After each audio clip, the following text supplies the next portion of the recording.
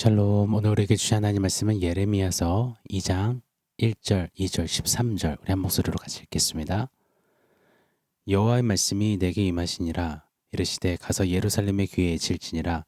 여호와께서 이와 같이 말씀하시기를 내가 너를 위하여 내 청년의 때의 인애와 내 신혼의 때의 사랑을 기억하노니 곧 씨 뿌리지 못하는 땅 그 광야에서 나를 따랐음이니라. 13절입니다. 내 백성이 두 가지 악을 행하였나니 곧 그들이 생수에 근원되는 나를 버린 것과 스스로 웅덩이를 판 것인데 그것은 그 물을 가두지 못할 터진 웅덩이들이니라. 아멘. Time flies라는 말이 있습니다. 시간이 날개를 달고 빠른 속도로 날아간다는 말이죠.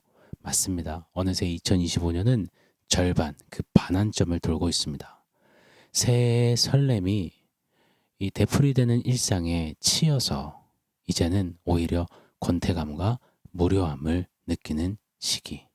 딱 이때인 것 같습니다. 나사가 풀리기 참 좋은 적기가 아닌가, 위험한 시기가 아닌가 생각이 듭니다.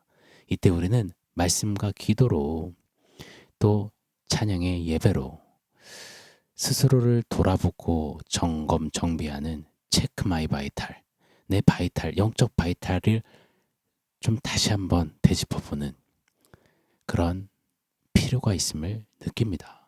그래서 2025년 후반부를 다시 정말 역동하듯 뛰는 바이탈을 가지고 신앙의 호흡, 신앙의 걸음을 걸어야 할 줄 믿습니다. 자, 그런 의미에서 이번 주간 대선일, 화요일과 현충일, 금요일을 제외한 3일간 예레미야 말씀들을 세 타임에 걸쳐 나누면서 다시금 선중우필, 그렇게 단단하게 견고하게 서는 저와 여러분이기를 간절히 원합니다.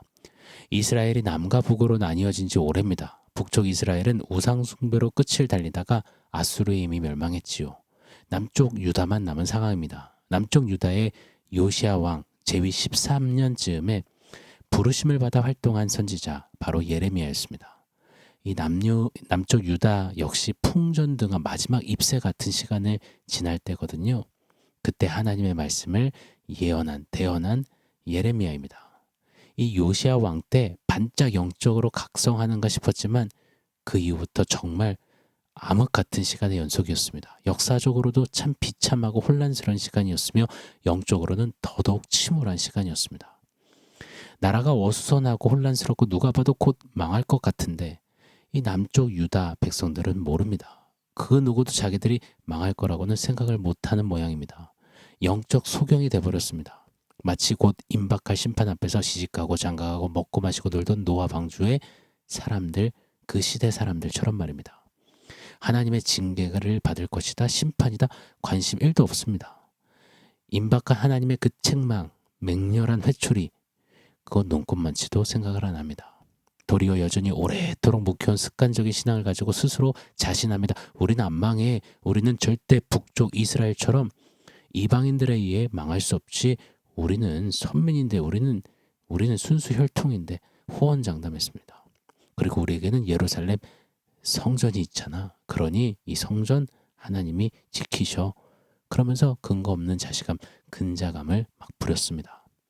지금 여전히 제사 드리고 있으니 성전이 있으니 몇 대째 믿어온 신앙의 연조 히스토리가 있으니 이대로 유지하면 지성이면 감천이고 하나님도 그 정도면 좋아하실 거고 그냥 넘어가실 거고 우린 괜찮아 착각을 합니다. 사랑하는 여러분, 우리는 어떻습니까? 매주 교회 나가니까 우리는 3대 4대째니까 나는 직분이 뭐니까 나 이런저런 훈련도 받고 봉사했으니까 우리도 혹시 이렇게 그냥 툭툭 내뱉는 우리 나름의 어떤 핑계거리 비슷하지 않습니까? 여러분, 핑계는 절대 안 됩니다. 핑계로 성공한 사람은 김건모 씨밖에 없습니다. 자, 사랑하는 여러분, 저는 모자람과 실수가 많은 목사입니다. 그런 제가 무슨 신비한 신통방통 통찰력으로 하나님의 특별한 계시를 말한다? 결코 아닙니다. 허나 이미 완전히 계시된 하나님의 말씀을 읽고 또 읽노라면 묵상하노라면 깨닫게 하시는 것이 있습니다. 자꾸만 보게 하시는 것이 있어요. 바로 우리가 사는 이 시대는 꼭 예레미야의 시대의 때와 같다는 겁니다. 자꾸만 그런 해석이 됩니다. 오늘날은 심판 직전에 남쪽 유다처럼 우리 말세시마를 삽니다. 말 그대로 마지막 때이죠. 성경은 분명히 말합니다. 마지막은 심판이라고요. 우리는 가장 맹렬한 끝장 심판이 코앞에 지금 대기하고 있는 그 시대를 살아가고 있습니다. 자, 그런데 보세요. 예레미야 시대의 많은 제사장들과 선지자들이, 자칭 선지자들이 오로지 평안하다, 평안하다 외쳤습니다. 이때 오직 예레미야 한 사람만 아니라 곧 심판이라 소리치는 겁니다. 사랑하는 여러분, 오늘날은 평안하다, 평안하다, 평안을 외쳐야 할 시대가 아니라고 믿습니다. 이 시대는 더 가지고 더 누리고 더 잘되고 더 건강하고 더 즐겁고 더 기쁘게 더 신나게 이런 것들을 노래하고 이것들을 빌어주고 이것에 혈안되어 사는 시대가 아닙니다. 이 시대는 아니라 곧 심판이라 외치며 처절하게 회개하고 여호와 하나님께로 돌아와야 할 때입니다. 여호와 하나님께 돌아오십시오. 아픈 사람에게 잘 사는 이야기, 피라미드 꼭대기 올라가는 비법보다 중요한 것은 약입니다. 약을 먹어야 살죠. 어떻게든 살려야죠.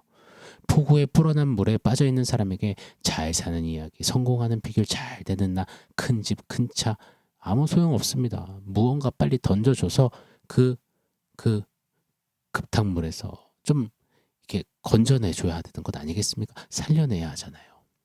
성공하는 이야기, 잘 되라는 이야기, 우리 아이들이요, 우리 다음 세대들이요, 사회에서, 학교와 학원에서 너무도 많이 듣습니다.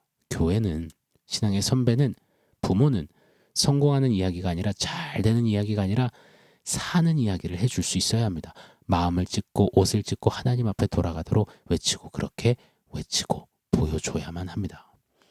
시대를 하나님이 어떻게 보시는지 유다 백성들은 아무도 묻지 못했습니다. 그러나 예레미야는 아니었습니다. 턱밑까지 들이닥친 맹렬한 심판을 예레미야는 보면서 몸이 닳고 애간장이 녹는 겁니다. 그래서 처절히 외치고 몸부림치듯 지금 소리소리 치는 겁니다. 예레미야 시대를 꼭 닮은 오늘날 모두가 다 모른다고 해도 저와 여러분 우리만큼은 예레미야 시대처럼 그 예레미야의 눈처럼 보고 깨닫고 엎드리고 통회하고 자복하고 눈물 쏟고 처절하리만큼 돌아설 수 있기를 소원합니다. 여러분, 하나님이 보시는 이 시대의 대표적인 모습은 무엇일까요? 2절 말씀을 제가 한번 더 읽어드리겠습니다. 가서 예루살렘의 귀에 외칠지니라 여호와께서 이와 같이 말씀하시기를 내가 너를 위하여 내 청년의 때의 인애와 내 신혼의 때의 사랑을 기억하노니 곧 씨 뿌리지 못하는 땅 그 광야에서 나를 따랐음이니라. 아멘. 하나님은 옛 추억을 더듬듯이 말씀하세요. 오래전 그때 홍기가 꽉 찬 가장 꽃다운 청년의 때, 열정적인 사랑과 우리 신혼의 때 그 뜨거움을 내가 기억해. 그때가 참 좋았어. 우리 그때 정말 좋았어. 난 우리 그때 그 시간을 잊지 못해. 그런데 그 청년의 열정 가득 했을 때, 갓 결혼해서 보고 있어도 보고 싶던 그 신혼의 때가 언제냐? 주님은 바로 광야 때가 그랬다고 말씀하시는 겁니다. 가진 것도 자랑할 것도 의지할 것도 소유도 아무것도 없던 그때 이스라엘에게 믿을 구석은 오직 하나님 한 분뿐이고, 그래서 그저 하나님만 찾고 하나님만 외치고 하나님 앞에 이런저런 다 쏟아냈던 그 광야 말입니다. 즉 예레미야 시대는요, 또 오늘날은요, 청년의 열정과 신혼의 뜨거움을 잃어버리는 시대, 권태기 부부 같은 시대, 그래서 짜릿한 무언가를 또 누군가를 몰래 곁눈질하며 찾아 헤매이는 캄캄한 밤에 쾌락의 네온사인만 번쩍이는 그런 시대입니다. 성경은 그렇게 집어내고 계시다 믿습니다. 사랑하는 여러분, 우리 주님과 어떠신가요? 숟가락 젓가락 하나에 밥 한 공기만 있어도 그대와 함께라면 마냥 좋고 행복해했던 여러분 그런 신혼의 모습이십니까? 아니면 주님이 너무 익숙하진 않으신가요? 너무 배가 부르진 않으신가요? 너무 많이 갖고 계시지 않습니까? 그래서 주님보다 너무 많은 것들, 많은 사람들이 있어서 주님 보기에는 너무 바쁘고 너무 신경 쓸 게 많은 우리 아닙니까? 그래서 우리가 그리 지내다가 하나님을 찾지 못한다면 이것은 가장 큰 비극입니다. 가장 큰 저주입니다. 이따금 쓰는 표현이지만 너무 많이 먹고 너무 많이 가져서 배불러서 영적인 동맥경화, 영적 당뇨 걸려서는 결탄코 아니 될 것입니다. 광야를 극복하고 이겨내고 광야가 지나가게 해주세요. 여러분 아닙니다. 진짜 영혼의 광야는요, 광야를 통과한 후에 배부름의 시간에 서게 될 때 그때 진짜 찐 광야가 시작되는 겁니다. 배불러서 하나님 찾지 않고 하나님을 잃어버리는 것이 진짜 냉혹한 광야인 것입니다. 인생이 하나님을 잃어버린 것보다 더 큰 비극은 없습니다. 맞습니다. 우리 인생에 부족한 것들은 또 채울 수 있습니다. 시간이 지나면 뭐 힘들긴 해도 어느새 얻게 될 때도 많죠. 그러나 우리 인생에서 하나님을 빼면 끝인 겁니다. 사랑하는 여러분, 많이 혼란스러운 시대 아니겠습니까? 이런저런 시끄러운 소리가 난무합니다. 그 어떤 달콤함, 속삭임보다도 우리 좀 하나님의 절절한 외침이 오늘 이 2025년 절반 이 시즌에 다시금 우리 심령에 강타하듯 들려주기를 원합니다. 우리 그때 청년의 때 그때가 참 좋았어. 우리 그 광야가 신혼이었었는데 우리 그때 진짜 좋았는데 여러분 이렇게 지금도 추억하시며 기다리시는 우리 하나님께로 돌아가지 않으시렵니까? 13절을 제가 한번 더 읽어드리겠습니다. 내 백성이 두 가지 악을 행하였나니 곧 그들이 생수에 근원되는 나를 버린 것과 스스로 웅덩이를 판 것인데 그것은 그물을 가두지 못할 터진 웅덩이들이라. 아멘. 예레미야 시대를 또 빗대어서 오늘날 시대를 두 가지 악을 행한 시대라고 정의하십니다. 첫째, 생수의 근원이신 하나님을 버렸다. 버린 시대라고 말합니다. 하나님 없이도 살만하니까 버린 겁니다. 물이 없어 메마르고 죽을 것 같던 광야에서는 하나님 없으면 절대 안 되는데 이제는 하나님 없이도 좀 될 것 같은 겁니다. 할 만한 겁니다. 이것이 가장 큰 위기요, 절망이요, 죄악이요, 저주인 것입니다. 요한복음 4장 13절로 14절 말씀입니다. 예수께서 대답하여 이르시되 이 물을 마시는 자마다 다시 목마르려니와 내가 주는 물을 마시는 자는 영원히 목마르지 아니하리라. 내가 주는 물은 그 속에서 영생하도록 솟아나는 샘물이 되리라. 생수는 예수님이죠. 예수님을 버린 죄악의 시대. 입은 예수를 말하지만 실상은 예수님 없는, 예수를 날 위해 보내신 하나님 아버지를 버린 시대.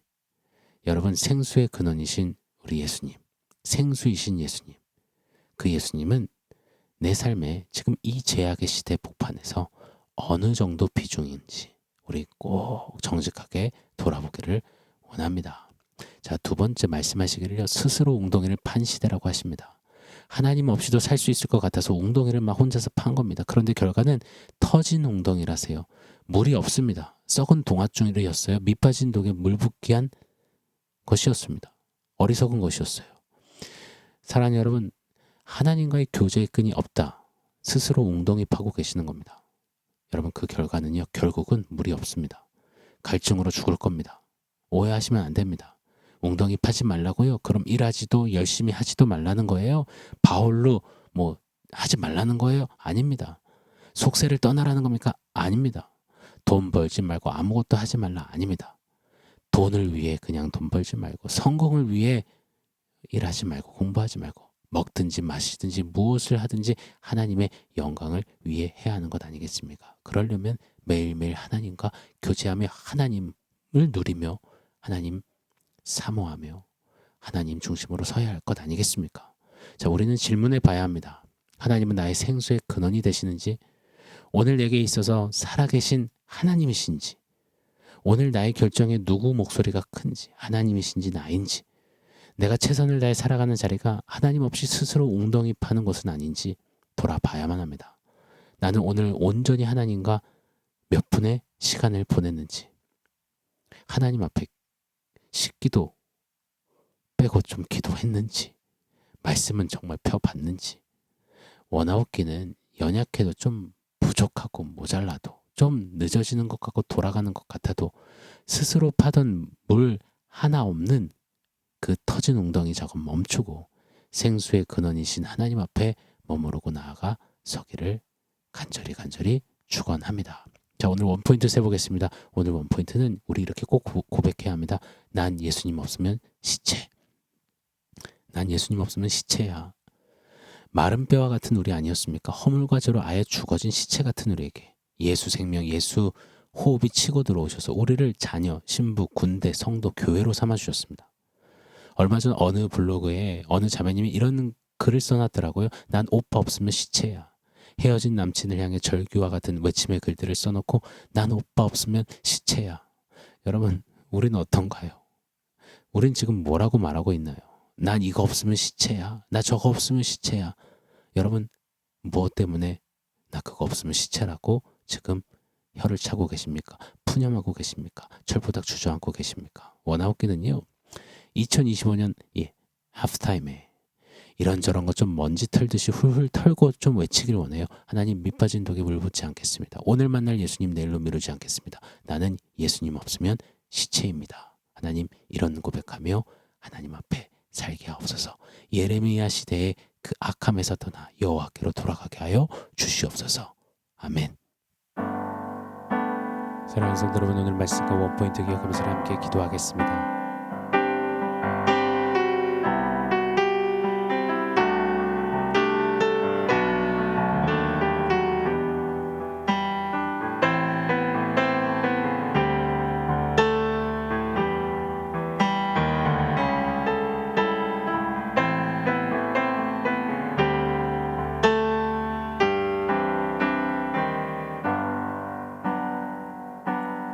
하나님, 예레미야 시대를 꼭 닮은 오늘날 생수의 근원 되시는 예수님이 아닌 스스로 밑빠진 독에 물 붓게 하는 그런 악함과 어리석음을 떠나기를 원합니다. 신혼의 때에 주님과의 그 뜨거웠던 사랑을 다시 회복하며 나는 오늘 예수님 없으면 시체입니다. 오늘 만날 예수님 내일로 미루지 않겠습니다. 그렇게 예수께로 돌아가서는 우리의 삶이 되게 하여 주시옵소서. 오 하나님, 오늘 말씀대로 우리 가운데 역사하여 주시옵소서. 예수님의 이름으로 기도합니다. 아멘.